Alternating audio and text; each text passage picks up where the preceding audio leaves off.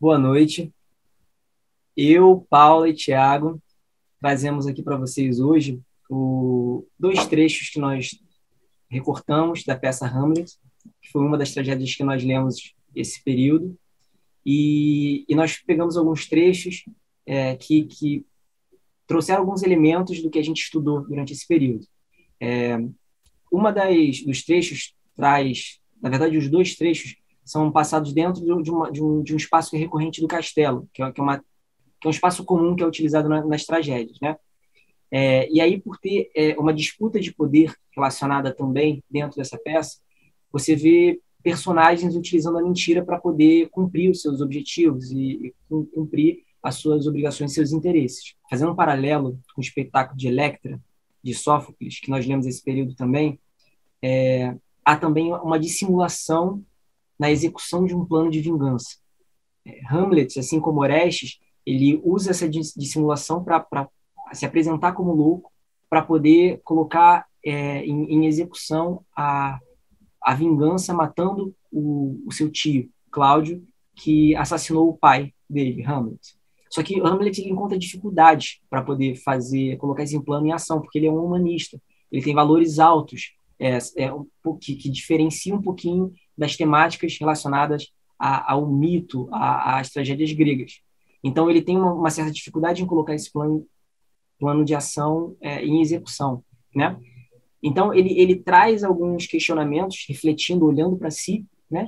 E olhando para si, ele vê essa questão das relações humanas. Ele vê ele começa a tentar entender como essa construção das relações humanas, por parte da mentira, por parte de tudo, baseado nos seus interesses, né? E o Hamlet, ele hesita matar o tio dele, Cláudio, quando ele está rezando, por conta dessa questão humanista, por conta de valores cristãos que são relacionados a essa morte. Então, quando Hamlet conversa com a mãe, ele tem uma precipitação dos acontecimentos em que ele mata Polônio, que é o conselheiro de Estado, achando que estaria matando Cláudio, que ouvia a conversa escondida. As ações do Hamlet, né, são todas justificadas, né, primeiro por uma desconfiança que ele tinha a respeito do seu tio, da sua mãe, depois por um elemento sobrenatural. E aqui tem outra ponte que a gente pode fazer com as tragédias gregas que a gente vê nesse período, que é justamente esse componente sobrenatural. Se nas tragédias gregas a gente tinha ou a própria deusa agindo ali na narrativa, ou algum oráculo, né, que justificava aquele destino que era selado dos personagens, em Hamlet a gente tem essa figura que é um fantasma, né, o fantasma do rei Hamlet, o pai, né, que aparece primeiro por um amigo do Hamlet, para os soldados, e depois aparece para o próprio Hamlet. Né? No primeiro momento, esse fantasma aparece como uma visão de várias pessoas. Então, a gente meio que estabelece que ali realmente é uma aparição de fato. Só que Hamlet se passa num período em que essas aparições fantasmagóricas, esses eventos sobrenaturais, começam a ser questionados pela sociedade. Então, o que a gente vê em Hamlet é ele utilizando, né, o protagonista, utilizando o teatro como ferramenta de investigação social para, de fato, ver se o que esse fantasma está falando é verdade. Ou seja, ele não confia só nesse elemento sobrenatural. Ele precisa utilizar de um conhecimento humanístico para confirmar aquilo. E é o que ele faz através do teatro, né, quando a gente vê a peça dentro da peça. Bom, se nas tragédias gregas a gente tinha esse elemento mítico que funcionava como determinante para o destino dos personagens, em Hamlet a gente não tem isso, mas tem uma moral cristã que a gente vê ali que, de alguma forma, também influencia nas ações dos personagens. Por exemplo, quando Hamlet encontra o rei Cláudio, no momento de oração em que ele está lá confessando seus crimes, Hamlet escolhe não matar Cláudio naquele momento, porque ele poderia morrer num momento sublime, que poderia ser uma forma honrada, e ir para o céu. Exatamente. Se ele matasse o Cláudio naquela hora, ele iria para o céu. Então Hamlet decide não agir dessa forma por uma moral cristã. Bom, a outra cena que a gente escolheu para poder ler aqui hoje, que é a cena da morte do Polônio, ela também é muito significativa para a narrativa de Hamlet, porque ela é o momento em que se inicia uma segunda narrativa dentro da peça, que é a narrativa de vingança do Laertes, né? A partir do momento em que Hamlet se torna culpado por um crime, né? Esse personagem que é amado pelo povo, ele, aos olhos do público, ele também se torna um criminoso, e a partir daí desencadeia essa outra narrativa de vingança do Laertes dentro da peça Hamlet. Então é uma cena que é chave, né? E, inclusive, ela é um momento, né? A partir do momento que surge essa narrativa, a vingança da vingança, a gente tem um dos exemplos de duplicidade que é trabalhado em Hamlet, né? Isso aparece de várias formas. Você tem o rei e a rainha, você tem Hamlet pai, Hamlet filho, você tem Fortinbras pai, Fortinbras filho, temos aqui Polônio e Laertes, temos também o reino da Noruega, da Dinamarca. Enfim, essa relação de duplicidade é utilizada para a condução de várias dessas tramas paralelas. Para acrescentar um pouco sobre o que os dois meninos já falaram, né, Felipe e Titi, tem uma questão também muito interessante, que é basicamente o que eles já disseram, que essa questão do Hamlet ter, que é muito diferente das peças gregas, é dele tomar as decisões por si próprio, né? Ter a liberdade de escolha. Porque nas peças gregas existia essa coisa da força dos deuses, né? Do sobrenatural nas escolhas dos personagens. E aqui não. Aqui Hamlet toma as decisões por si próprio. Apesar de ter o fantasma do pai e tudo mais, ele tem a liberdade de escolha do eu, né? Então ele aparece como o eu, assim, uma das primeiras peças em que o eu está ali muito forte, tomando decisões consecutivas, né? Então eu acho isso muito importante de ressaltar. Tem também uma questão muito interessante, que é o momento do esconderijo, né? Que vai aparecer em outras peças do próprio Shakespeare, mas que também aparece em outras peças mais para frente, que é aquele momento de se esconder, né? Isso também acontece muito na comédia dell'arte, onde algum personagem se esconde atrás de uma cortina, atrás de um biombo, de algum lugar, para ouvir alguma informação muito importante que vai ser chave para a trama, né? Para o decorrer da trama. É o famoso fofoqueiro ali, pegando uma informação importante para a trama, para aquilo se desenvolver depois. Então, isso também é uma característica bem forte de Hamlet. E aí tem uma outra coisa que é legal da gente pensar, que é o trazer essas temáticas relacionadas à sucessão de tronos, de herança, falar também sobre o ambiente privado da família real, dessas coisas todas.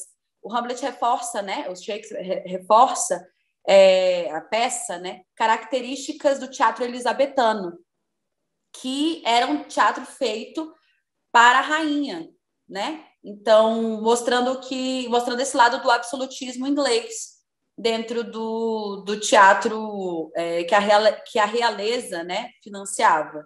Então, acho bem importante a gente também ressaltar isso, assim, pelo contexto histórico da peça.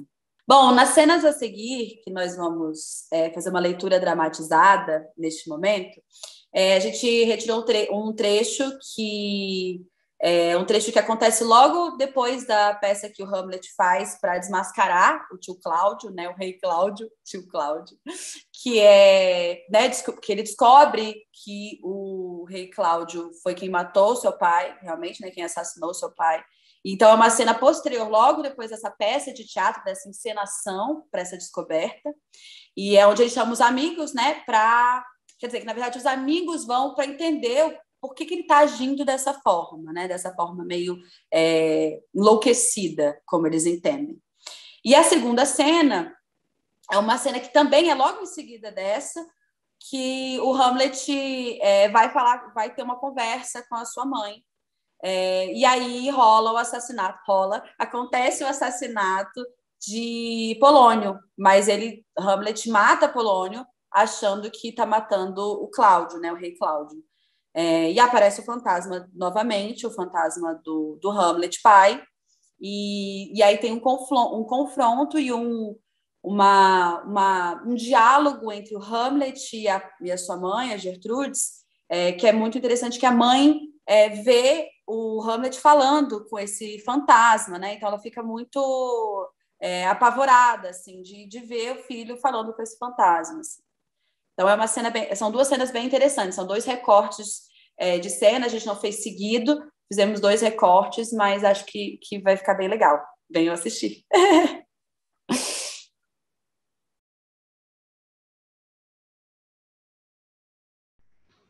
Concedei-me, Senhor, uma palavra convosco. Senhor, toda uma história. O rei, Senhor, Que há com ele? está em seus aposentos, terrivelmente perturbado. A rainha, vossa mãe, na maior aflição de espírito, mandou-me procurar-vos. Sois bem-vindo. Não, meu bom senhor, essa cortesia não é de boa fé. Se vos apraz dar-me resposta sensata, cumprirei as ordens de vossa mãe. Senão, o vosso perdão e a minha volta serão o fim deste assunto.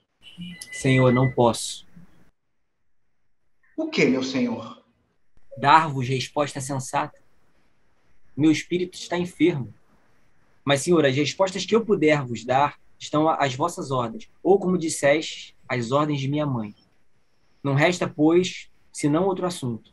Minha mãe, dizias... Então, assim diz ela: vosso comportamento a deixou perplexa e cheia de espanto. Ó filho admirável, que assim pode espantar a mãe. Mas não há consequência por trás dessa admiração materna? Revelai-as. Ela deseja falar convosco em seus aposentos, antes de irdes para o leito. Nós lhe obedeceremos, como se ela 10 vezes fosse nossa mãe. Tendes mais algum negócio a tratar comigo? Senhor, outrora fostes meu amigo. E ainda sou, por todos os velhacos e ladrões. Meu bom senhor, qual é a causa do vosso destempero? Estais, por certo, fechando a porta de vossa própria liberdade, se negais vossos desgostos e vosso amigo. Senhor, falta-me estímulo. Como pode ser isso? Se tendes a palavra do próprio rei a favor de vossa sucessão na Dinamarca. Sim, Senhor. Mas enquanto a grama cresce, o provérbio está um tanto bolorento. Ó, as flautas. Deixe-me ver uma. Para terminar, por que ficais tentando girar-me contra o vento como se quisesses levar-me para a armadilha? Senhor, se o meu dever é por demais ousado, minha amizade o torna doloroso. Isso eu não compreendo. Quereis tocar essa flauta? Senhor, eu não sei. Eu vos peço. Acreditai-me, não sei. Eu vos suplico. Eu não sei como toca, meu senhor. É tão fácil quanto mentir. Controlai esses orifícios com os dedos e o polegar. Dai-lhe fôlego com a boca e ela falará com música muito eloquente. Vede, é aqui que se dedilha. Não sei fazê-los provocar qualquer sonoridade harmônica. Falta-me a habilidade. Pois vede então que coisa sem importância fazeis de mim. A mim quereis tocar. Meus controles parecem que conheceis.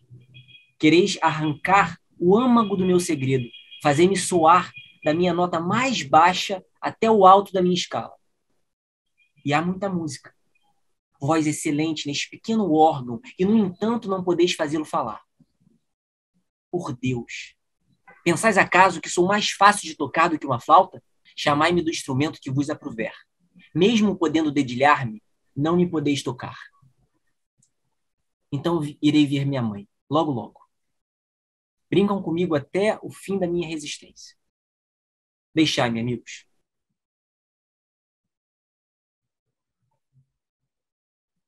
Esta é a hora maléfica da noite, quando se abre as campas e o inferno. Exala peste sobre o mundo. Agora eu poderia beber sangue quente e fazer coisas acres que de dia nos fariam tremer. A minha mãe irei agora. Coração ser forte. Que a alma de Nero não me invada o peito. Que eu seja cruel, não desumano. Falarei de punhais, mas sem usá-los. Minha língua e minha alma que se extraiam, por mais que de injunções eu a atormente, que afira a ação, minha alma, não consente.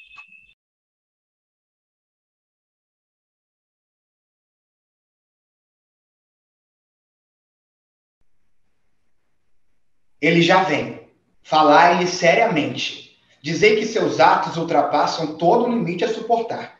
E apenas vossa clemência o defendeu da cólera do rei. Eu vou ficar bem escondido. Por favor, sede clara. Mãe!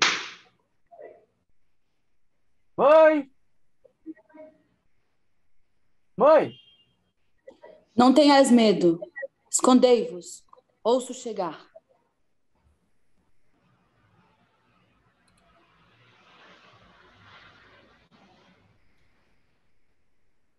Então o que há, minha mãe?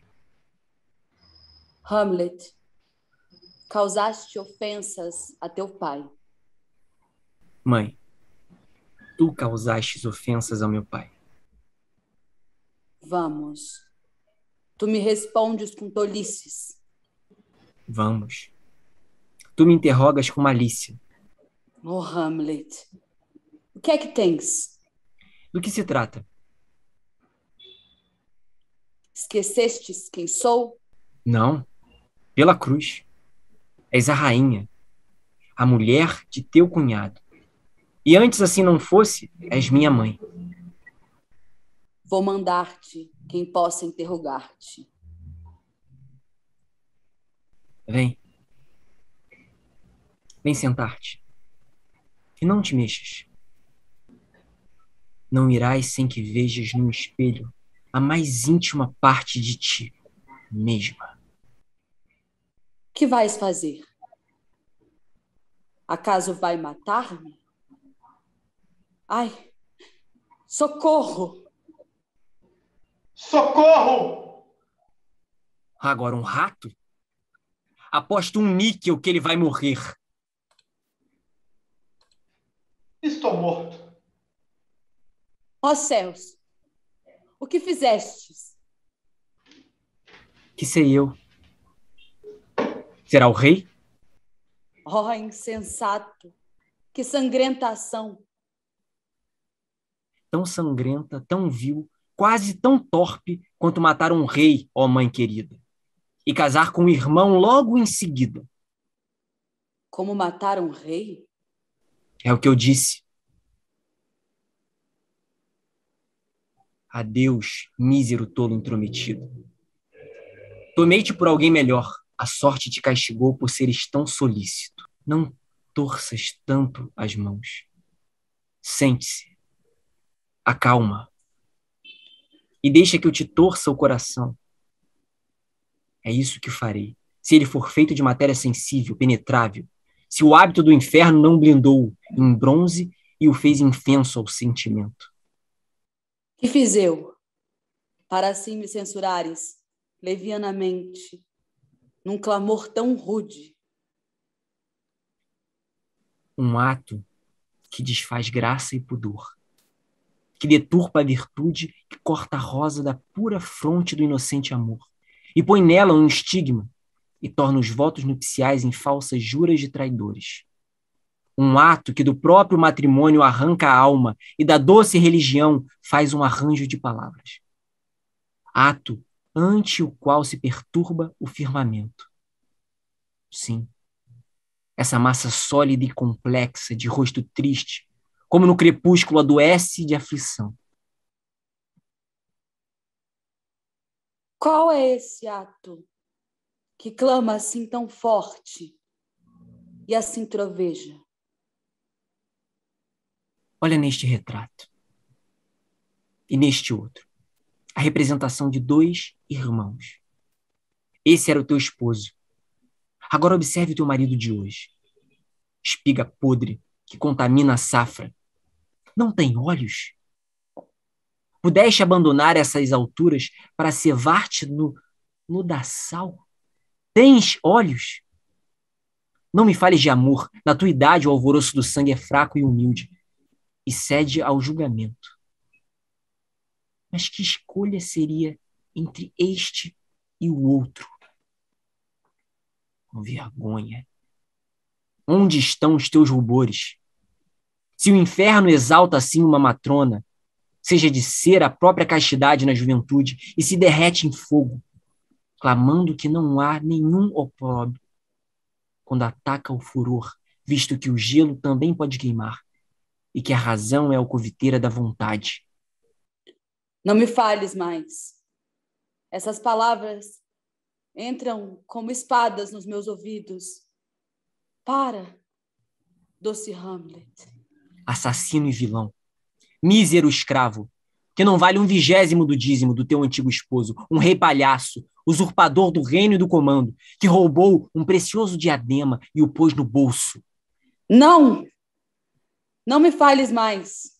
Um rei de trapos e retalhos.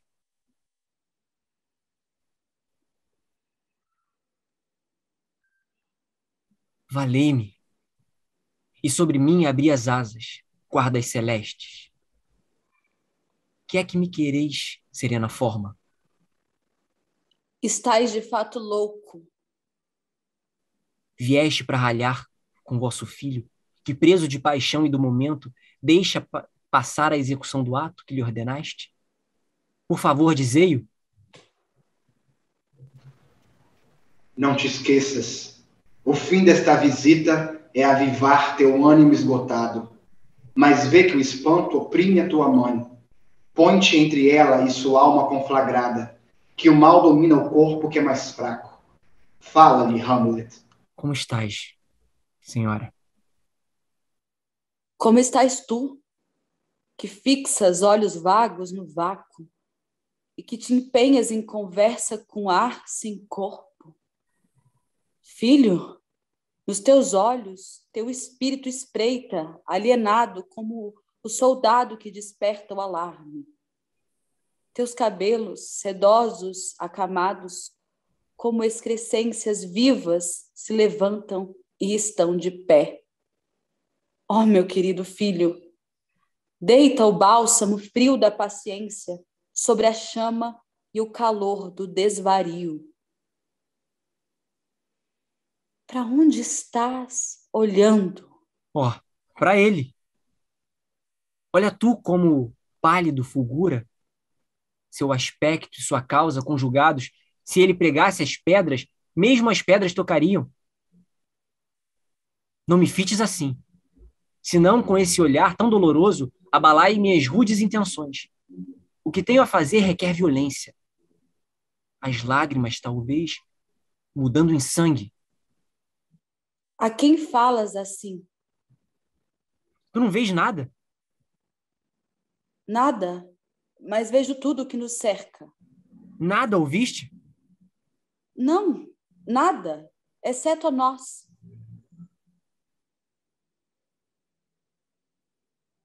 Olha ali. Vê como ele se retira. Meu pai, com o mesmo traje que ele usava. Olha por onde vai, transpondo a porta. Essa é uma criação do teu espírito. Esses vultos sem corpo, esses espectros, são hábeis criações do teu delírio.